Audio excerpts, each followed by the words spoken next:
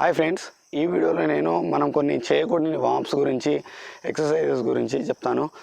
So video start చేసే ముందు small request, ఎవరైతే మన ఛానల్ని సబ్స్క్రైబ్ చేయలేదో ఇప్పటివరకు వెంటనే సబ్స్క్రైబ్ చేసేయండి. నేను వీడియో అప్లోడ్ చేసిన వెంటనే మీకు నోటిఫికేషన్ ద్వారా నుండి మాత్రం పక్కనే ఉన్న బెల్ ఐకాన్ ప్రెస్ చేసి యాక్టివేట్లో ఉంచుకోండి. సో ఫస్ట్ వచ్చేసి వీడియో స్టార్ట్ చేస్తాం. చేయకూడని వార్మ్స్ అంటే మనకు పెయిన్ వచ్చే విధంగా కొంతమంది వార్మ్స్ వచ్చేసి ఫాస్ట్గా చేస్తూ ఉంటారు. గ్రౌండ్కి రాగానే అప్పటి వరకు మనం పడుకొని మన బాడీ టోటల్గా రెస్ట్ తీసుకుంటూ ఉంటుంది. అప్పటి వరకు మనం రాగానే ఏదో ఫాస్ట్గా చేసేయడం ఇలాంటివి చేస్తూ ఉంటారు. దానివల్ల ఎక్కడో ఒక చోట నరాలు పెట్టడం కావచ్చు, అలాంటి లేకపోతే రెగ్యులర్గా పెయిన్ వచ్చే ఛాన్సెస్ ఉంటుంది. సో ఫాస్ట్గా చేయొద్దు. ఇది బేసిక్ థింగ్.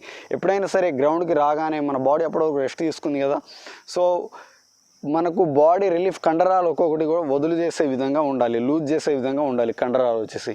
అంతేగాని ఫాస్ట్గా చేయడం, లేకపోతే ఇలా ఈ విధంగా ఫాస్ట్ చేయడం 1 2 1 2 ఈ విధంగా ఫాస్ట్గా వచ్చి చేయకూడదు. ఎప్పుడైనా సరే బాడీ వచ్చేసి రిలీఫ్గా ఉండాలి. ఈ కండరాలు మనం ఇంతకుముందు రోజు ప్రాక్టీస్ చేసినప్పుడు బాడీ అంతా స్ట్రైన్ ఉంటుంది, కండరాలు ఎక్కడెక్కడ సో పట్టేస్తుంటాయి. సో వాటిని చిన్నగా మనం లూజ్ చేస్తూ వార్మ్స్ అనేది స్టార్ట్ చేయాలి. అప్పుడే మనకు వర్కౌట్లో మనం చేసే ఏదైతే పర్ఫార్మెన్స్ ఉందో ఎగ్జాక్ట్లీ కరెక్ట్ పర్ఫార్మెన్స్ ఇవ్వగలుగుతాం. ఓకేనా. అండ్ సెకండ్ వన్ వచ్చేసి, ఎక్కడైనా సరే మన బాడీలో ఈ విధంగా తిప్పడం కానీ, లేకపోతే హెడ్ని ఈ విధంగా తిప్పడం కానీ అలాంటివి మాత్రం చేయవద్దు. ఎక్కడైనా సరే వార్మ్స్ చేసే వాళ్ళు అండ్ ఈ విధంగా హ్యాండ్ని ఇలా ఫాస్ట్గా తిప్పుతూ ఉంటారు. ఫాస్ట్గా తిప్పడం వల్ల ఏంటంటే జాయింట్స్ అనేవి అరిగే ఛాన్సెస్ అయితే ఉంది. సో ఫాస్ట్గా తిప్పడం వల్ల, ఎక్కువ సార్లు తిప్పడం వల్ల, సో ప్రతిసారి అది చేయడం వల్ల మనకు జాయింట్స్ అరిగే ఛాన్సెస్ అయితే ఉంటుంది. సో జాయింట్స్ అరగడం వల్ల ఆటోమేటిక్గా మనకు పెయిన్ వచ్చే ఛాన్సెస్ కూడా ఉంటుంది.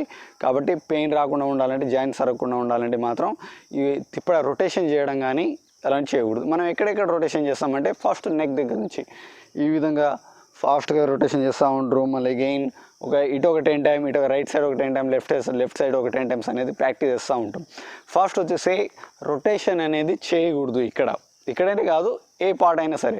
ఫస్ట్ ఇక్కడ నుంచి ఇటు సైడ్,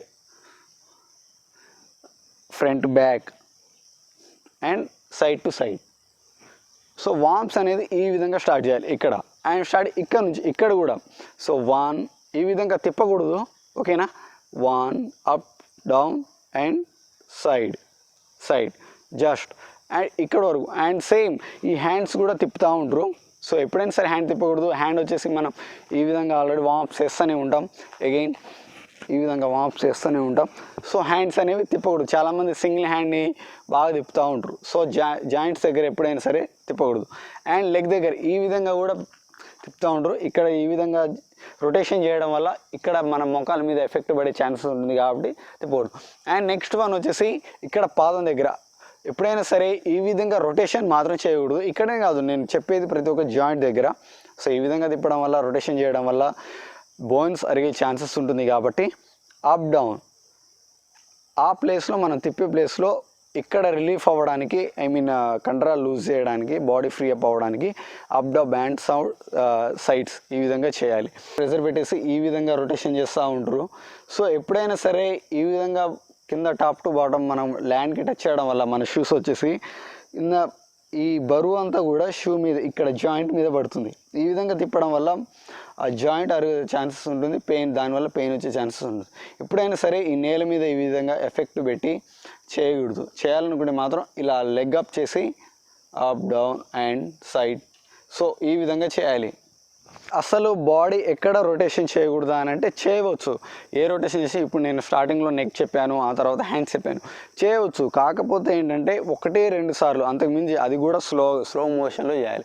ఫాస్ట్గా చేయడం వల్ల ఏంటంటే ఎక్కడో ఒక చోట పట్టేయడం, మనం నిద్రపోయే సమయం, పడుకునే సమయంలో ఇక్కడ పెయిన్ వచ్చే ఛాన్స్ ఉంటుంది. సో కాబట్టి 1-2 సార్లు రొటేషన్ చేయడం వల్ల ఇబ్బంది ఏముండదు.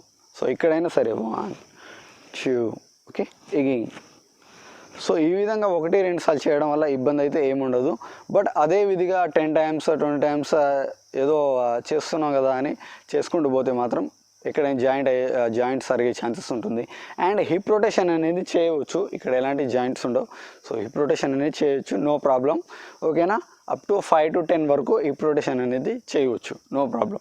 అండ్ ఈ విధంగా చేస్తే ఇంకా మనకు ఫ్లెక్సిబుల్గా తయారవుతుంది. రొటేషన్ చేయడం వల్ల కంటే ఈ అప్ డౌన్ అండ్ సైడ్స్ చేయడం వల్ల ఎక్కువ ఫ్లెక్సిబుల్ వచ్చే ఛాన్సెస్ ఉంటుంది. సో ఓకేనా ఫ్రెండ్స్, ఇది ఈ వీడియో. సో మళ్ళీ నెక్స్ట్ వీడియోతో మీ ముందు ఉంటాను. అంతవరకు bye bye, take care. And video నచ్చితే వెంటనే లైక్ చేసేయండి, మన ఫ్రెండ్స్ అందరికీ షేర్ చేసేయండి. జై హింద్.